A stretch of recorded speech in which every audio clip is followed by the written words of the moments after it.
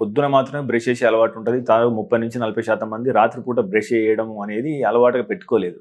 So వీళ్ళకి ఎలాంటి సమస్యలు వచ్చే అవకాశం ఉంటుంది? సో దీన్ని మీరు ఏ రకంగా చూస్తారు? సో లేదు, మాకు అసలు అలవాటు లేదు, అలవాటు చేసుకోవడం కూడా చేస్తున్నా కూడా అవ్వట్లేదు, చాలా కష్టంగా ఉంది అని అనుకున్న వాళ్ళకి ఏంటంటే అట్లీస్ట్ ఏది తిన్నా సరే నోరు పుక్కిలించుకోవడం అనేది అలవాటు కింద పెట్టుకోవాలండి. ఎందుకంటే మన చిన్నప్పుడు చూసినా కూడా మన పెద్దవాళ్ళు నోరు పుక్కిలించుకున్నావా లేదా, అన్నం తిన్న వెంటనే నోరు పుక్కిలించుకోవాలి అని చెప్పేవారు అనమాట. అది ఎందుకు చెప్పేవారంటే మీరు ఎప్పుడైతే ఏదైనా పదార్థం తీసుకోండి, అంటే మీరు అన్నం తినండి లేకపోతే ఏదైనా తినండి, దాంట్లో కార్బోహైడ్రేట్ ఉంటుంది which is a type of sugar, either sucrose అవ్వచ్చు, ఫ్రక్టోజ్ అవ్వచ్చు, ఏదైనా అవ్వచ్చు, it's a sugar, right? So ఎప్పుడైతే షుగర్ మీరు కన్జ్యూమ్ చేస్తున్నారో మీ పళ్ళలో ఉన్న ఏదైతే pH అనే లెవెల్ ఒకటి ఉంటుందో అది యూజువల్గా 6 to 7లో ఉంటుందన్నమాట. సో ఎప్పుడైతే మీరు అన్నం తిన్నా లేకపోతే ఏదైనా స్టిక్కీ ఫుడ్ తిన్నా లేకపోతే చాక్లెట్స్ తిన్నా ఏదైనా తిన్నప్పుడు అది పంటి మీద చాలా ఎక్కువసేపు ఉంటుంది.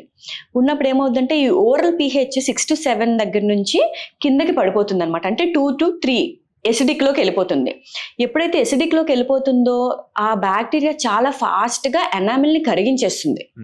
సో అలా కరిగిపోయిన ఎనామిల్ చాలా ఫాస్ట్గా డ్యామేజ్ అయిపోతుంది అనమాట. సో దాన్ని అవాయిడ్ చేయడం కోసం మళ్ళీ వాటర్ తాగమనో లేకపోతే నోటిని పుక్కిలించమంటారనమాట. సో దట్ స్టిక్ అయిన ఫుడ్ బయటకు వచ్చేస్తుంది ఒకటి. 2 మీ ఓరల్ pH మళ్ళీ మనం 6కి తీసుకొస్తున్నాం అనమాట.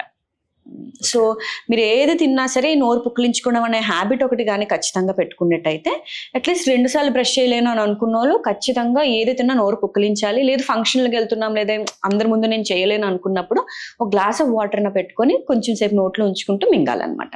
మీరు తీసుకునే అదే మందులు, అదే నాణ్యమైన మందులు, కానీ సగం ధరకే. అవును, మెడ్ ప్లస్ బ్రాండ్స్ పై 50 to 80% తగ్గింపు.